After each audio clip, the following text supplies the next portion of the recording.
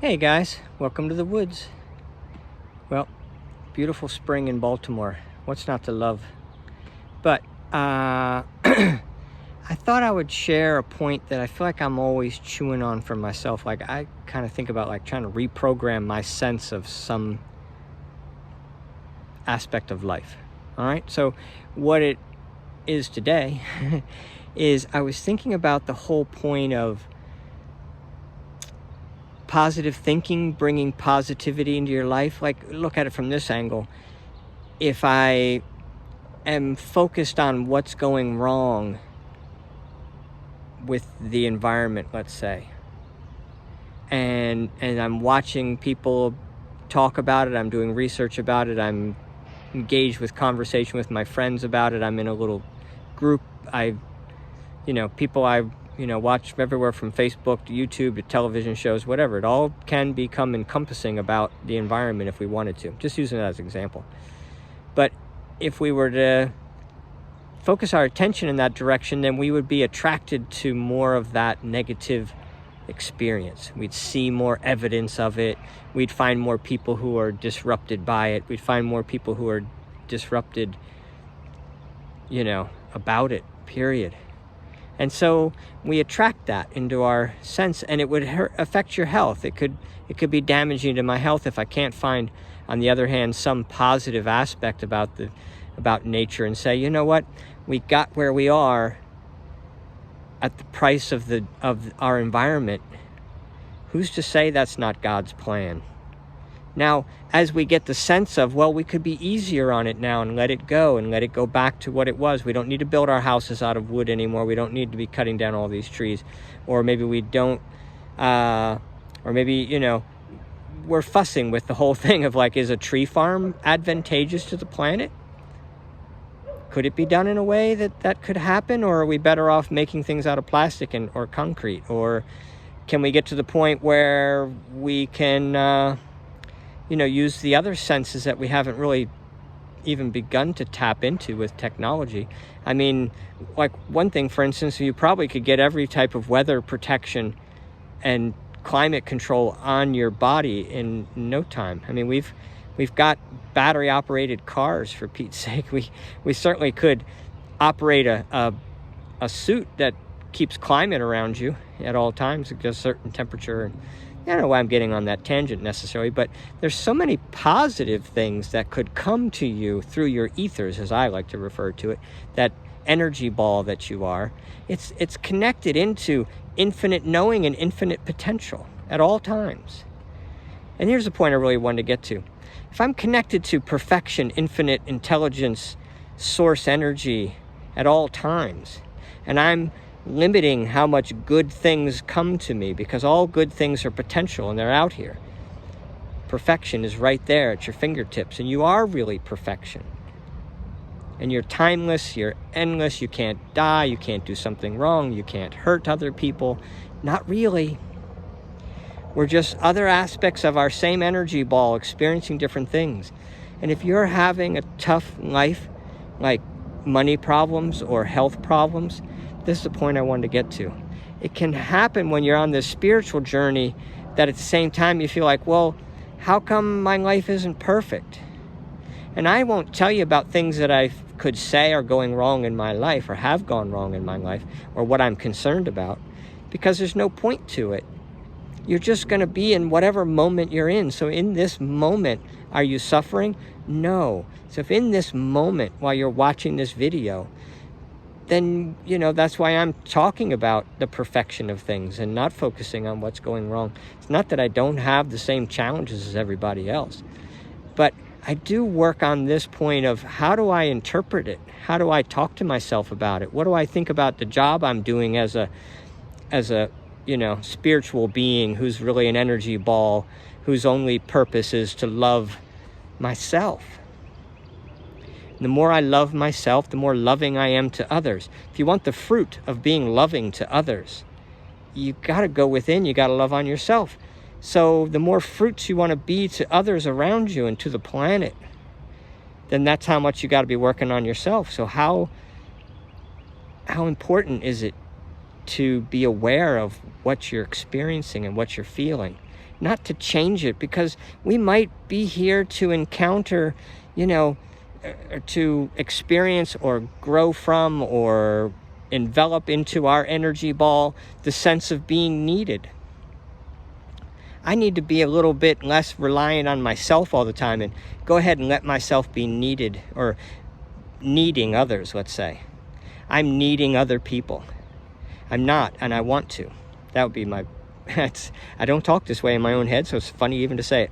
But anyway, if I wanted to experience that, then being sick in this lifetime may be just a ticket, right?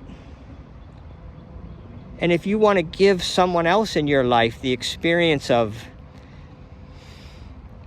unconditional love, then you may be the one who's giving a very difficult, unlovable condition to someone else. That would make you a bad guy or a perpetrator or an evil person or whatever. But if I want to be more accepting, unconditional loving of others, then I need others who are not so lovable. Now, most people are lovable sometimes, and they're not lovable other times. What happens? Why does sometimes they're lovable, sometimes they're not? It has to do with me. I pull the unlovable energy out of another person. You ever wonder, like, you're around people and you pick up the mood of the party. It's like, everybody's kind of a downer. This is really pulling me down. Or everybody's really up and so happy and laughing so much it's pulling me up, right? So we feel it. The crowd has an effect on you.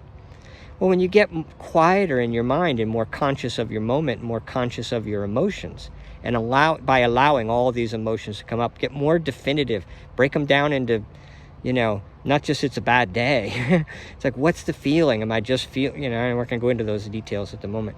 But you know what I'm saying. So if you're more conscious of your emotions and what's going on with you, you'll realize that other people have a strong effect on you.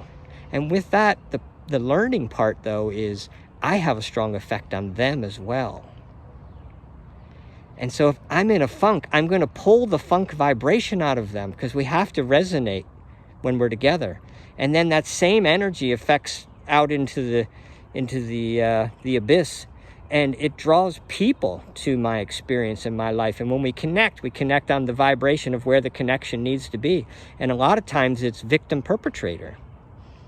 But they're both doing each other a favor. We're always doing an exchange. Two energies come together in a balance like that, with conflicting sense of things, causing a disturbance, making for a bad day, whatever.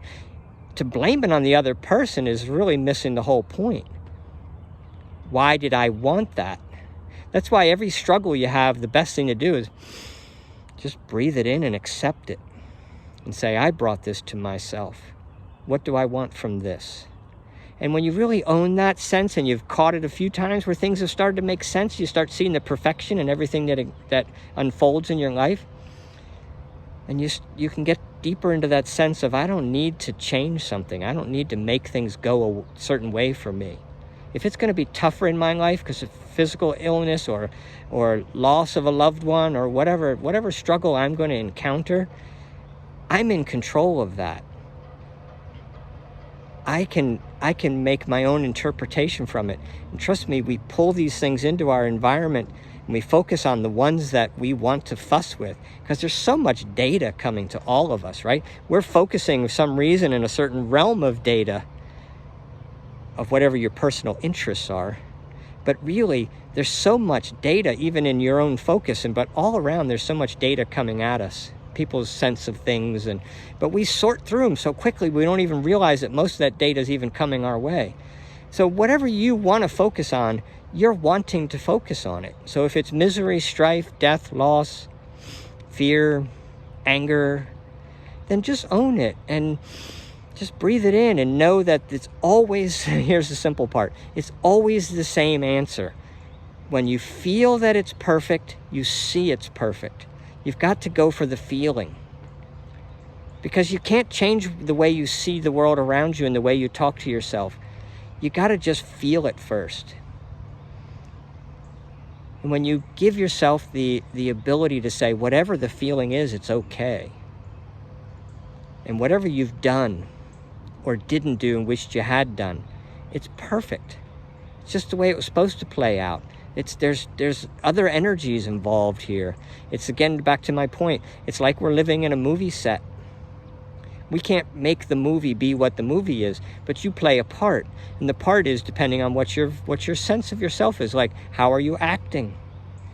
So we can all be any part, and there's no one who's got the wrong part, because you can't mix up this vibrational attraction. And you can't, there's no good guy, bad guy in reality. Just like as if you were playing in a movie. You know, sometimes the victim and the villain are the two best friends in the movie, you know? So a lot of times, actually, they like to have a little bit of tension so it's real. But, and then anyone who's trying to have a love experience in a movie, they generally do much better when it is real, and they can really feel an attraction to each other, which is why they end up hooking up with people that they make movies with. It's natural. But it's just energies, frequency. We don't question the fact that, like all these movies and TVs and radio stations are all playing in my living room at the same time. It's just, what am I tuning my frequency to? But when it comes to your own life, it's like, well, I'm not tuning that frequency. Someone's giving me. They're forcing me to hear something, forcing me to experience something, forcing me to be a victim of something. That's not the case. It's, what are you allowing in? You're never going to allow in more than you can take. It's never going to watch something. You know you've got the remote in your hand. You can turn it off at any time. But just breathe in whatever you're watching in life, whatever you're experiencing. Just breathe it in. And know that it's perfect for you. And whatever you did or experienced or expressed, or however you reacted to whatever just happened in your life, that's perfect for the other person who experienced it too. Because we pull that out of each other. And, for me, when I stay tuned into the fact that I'm an energy ball and there's nothing can go wrong, there's no victim, there's no perpetrator, and you can't get it wrong, and you never get it done. And we're just on this journey. We devolve spiritually, emotionally, we disconnect, we go more into three-dimensional living, where it's like, my mind just knows one thing at a time, whatever my mind is thinking at the time. It could be thinking about the past, thinking about the future, mostly. Those are imaginary times. And on my twisted view of the past and my twisted view of the future could be all-encompassing. What's going wrong in the future, what went wrong in the past, what's exciting about the future, what's exciting about the past. The exciting one's going to feel a little bit better, but they both could be totally imagined. It's just, what are you creating in your moment? And if you could be in touch with your moment, you'd know how much you really were creator of your experience. And that's the point I just keep trying to remind myself of, because in this world, as soon as you sort of disconnect from this sense of everything's perfect, things can look really funky out there and be like going to hell in a handbag, or with a handbag. How's that saying go? Who cares? Anyways, no such thing. There's only hell that there is what you're experiencing. Some people are experiencing hell here on earth now. You can only experience anything in the now. So you're never going to go to hell. You either are in it or you're not. So just don't beat on yourself. You're the only one who's going to punish yourself. No one else has any reason to punish anyone, because no one's a victim of anybody, and God is not getting his feelings hurt by anything going on here. It's like, come on, we're just energy balls experiencing contrast, what we call good and evil. But there's more dimensions than this. It's not, we're stuck in this time warp. I've touched on this one before. We're on this bubble called planet Earth. It's got gravity, gravitational pull. There's energy in each of the little balls of the galaxy going around, and the galaxy going around the universe. All that swirling balls of matter are a result of energy. Energy creates matter. So there's a big, huge, massive energy ball that we're living in. But what was my point I was going to make with that? I don't know. It's 14 and a half minutes. That's what it is. My brain's saying, you know what? 15 minutes. That's just the right amount of time to focus on the perfection of what is. And making sure that we're monitoring the dialogue that we have. Are you loving yourself? Are you loving the experience that you're bringing yourself? Are you loving the result of what you experience every day? but just your view of it, yourself. You're not trying to fix anybody else. You're not trying to get someone else to be happier with your version of reality. You're just trying to love on yourself and your experience and let everyone else have their own experience. If they're experiencing struggle and you can see they brought it on themselves, that struggle is just brought on by your own thinking. Well, that's because that's what they're supposed to do. There's no need to change anybody. I'm not trying to tell anybody to do anything or change anything here either. Just breathe in yes to what you're experiencing. So, hopefully you're experiencing some unconditional love here. That's my goal. I'm trying to give it to myself verbally, but if it can be helpful to anybody else, that's great too. All right, see you guys. Come on out to the woods. Beautiful time of the year.